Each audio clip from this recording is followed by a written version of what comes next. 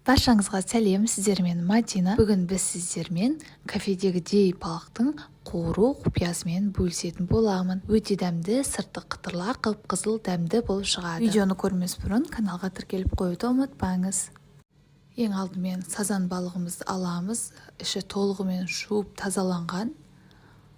Енді осы балықты алып, осылай бөліктерге бөліп шығамыз. Жұқалау бөліктерге бөлеміз, сол кезде тез пісетін болады. Мен бұл жолы осылай бөлдім. Әдемі көрінеді. Сіздер қалауыңыз бойынша бөліп пісірсеңіздер болады.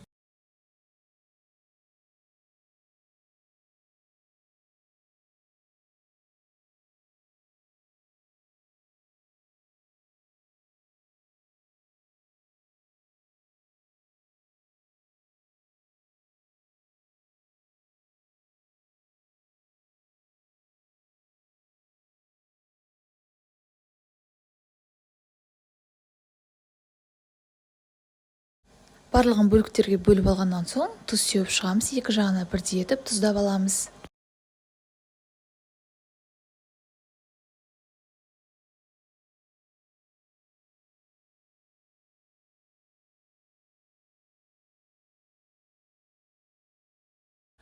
Балықтың әдемі қызарып пісуі осы жұмыртқалы массасында. Жұмыртқалы масса дайындаймыз. Ең алдымен бір жұмыртқаны жарып ыдысымызға саламыз. Үстінен 3-4 ас қасық ұнымызды қосамыз. Мен тұз қоспадым, өйткені балықты тұздап алдым. Сол жеткілікті. Жақсылап шанышқының көмегімен араластырып аламыз.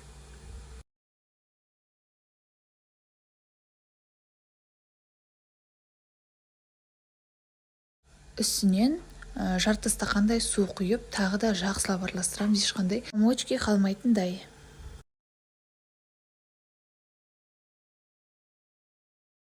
Егер сұйық болып кетсе, үстінен тағы 1-2 ас қасық ұн қосып жіберсеңіз болады. Жақсылап араластырып аламыз шанышқының көмегімен, және де венчиктің көмегімен де жақсылап 1-2 араластырып жібердім. Ешқандай комочкилар қалмас үшін. Осымен біздің жұмыртқалы массамыз дайын.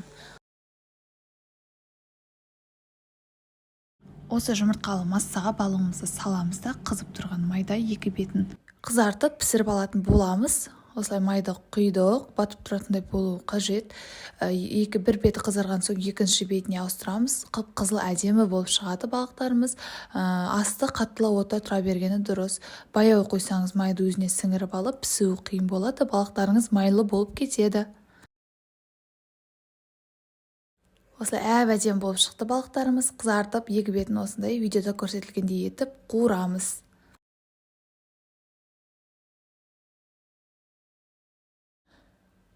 Қағаз сүлгімізге орналастырып шығамыз. Піскен балықтарымызда өте дәмді, иісі керемет.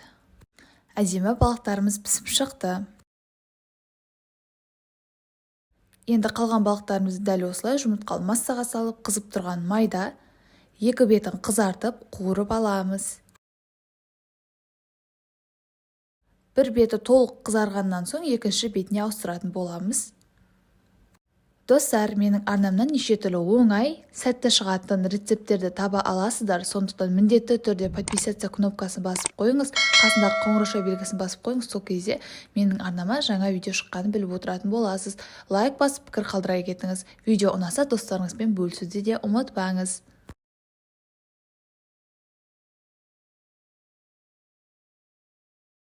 Қалған балықтарымызды да осы қағаз сүлгіге салатын боламыз. Ұсынатын кезде басқа ыдысқа ұсынамыз, сол кезде қатты майлы болып кетпейді. Осымен біздің дәмді, өте әдемі, қып-қызыл болып пісетін балықтарымыз дайын. Міндетті түрде осы тәсілмен жасап көріңіз, сізге ұнайтынына сенімдімін. Сырты қытырлақ, дәмі ерекше болып шықты. Мен енді осы тәсілмен үнемі дайындайтын боламын. Достар, арнама тіркелуді ұмытпаңыздар.